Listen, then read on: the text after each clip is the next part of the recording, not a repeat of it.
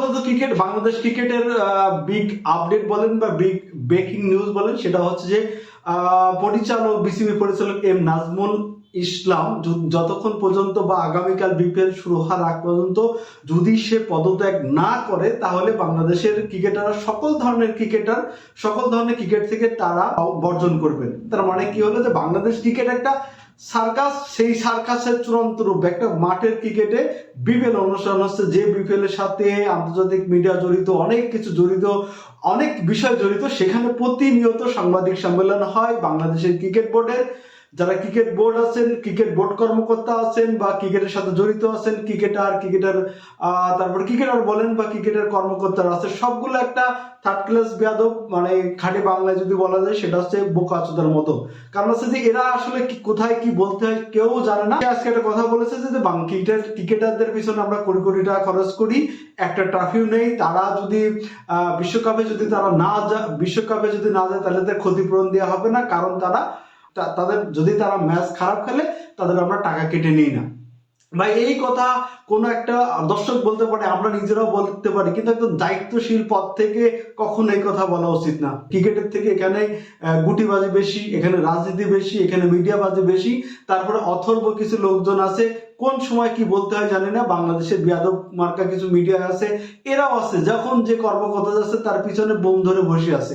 এরা তো জানেই না ক্রিকেট কিভাবে চলে, একটা ক্রিকেট সংগঠন কিভাবে চলে, কিছুই জানে না। মানে কি, সাংবাদিকরাও জানে না। আর এইসব বক্সদ মার্কা যেসব মানে পরিচালক বলতে হয়, এর আগে আসিফ আকবর একজন নিয়ে এসে বসা রাখছে, সে এখন বড় কর্মকর্তা হয়েছে, যেখানে মানে ক্যামেরা সেখানে ওনার কথা বলা লাগবে। এই লোকটারে একটা মন্তব্য যখন করলো তামিম ইকবাল সম্পর্কে, তুই বেটা চুপ থাক, এখন পর্যন্ত তিনি এই বিষয়ে তো সরি তো বলেইনি। আজকে কোন লজ্জা এইসব এরা মিডিয়ার সামনে যায়, এতগুলো বোমের সামনে কথাগুলো কিভাবে বলে যে কি, সামনে কিন্তু আমাদের আর এক মাসও নেই বিশ্বকাপের। সেই বিশ্বকাপের আগে প্রতিনিয়তরা ক্রিকেটাররা মানসিকভাবে বিভিন্ন ধরনের নিউজ চলতেছে, একটা টুর্নামেন্ট চলতেছে, বিপিএল এর মতো একটা টুর্নামেন্ট, সেখানে বড় একটা আসর হচ্ছে। সেই আসরে কতগুলো প্লেয়ার, বিদেশি প্লেয়ার আছে, বিদেশি সাংবাদিক আছে, বিদেশি ক্যামেরাম্যান আছে, ধারাভাষ্যকার আছে, তাদের কাছে নিউজগুলো যাচ্ছে না? অবশ্যই যাচ্ছে।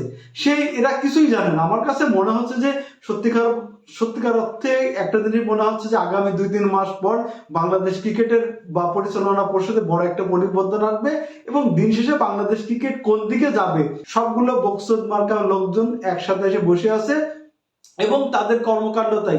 একটা ক্রিকেট যেখানে আমাদের দল মত নির্বিশেষে ভালোবাসার জায়গা, আবেগের জায়গা, সেখানে কিছু বক্সদ মার্কা, বেয়াদব মার্কার লোকজন এসে তারা ক্রিকেট সম্পর্কে আমার মনে হয় না কিছু জানে। তারা শুধু দল মানে গুটিবাজি করতে জানে, তারা শুধু পদবি নিয়ে মানে করতে জানে। অ্যাকচুয়ালি আমার কাছে যেটা মনে হয়, যদিও তাদের ব্যাকগ্রাউন্ড হয়তো বলবে যে ভাই আমি ক্রিকেট সংস্কৃতির সাথে অনেক বছর ধরে কাজ করছি, আমরা ঘোড়ার ডিম জানো।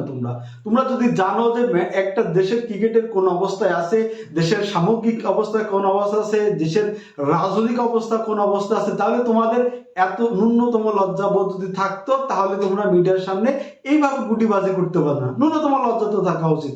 আর এই যে এম নাজমুল ইসলাম নাকি, এই ভদ্রলোক তো বুড়ো হয়ে গেছে বেটা। তুই 2 দিন পর তো মোটে যাবি, তোর দাড়ি টাড়ি পাকিয়ে গেছে। তোর তো ন্যূনতম লজ্জাবোধ হওয়া উচিত যে ক্রিকেট বোর্ড আছে, আরো তো পরিচালকরা আছে, তারা তাদের কাজ করুক।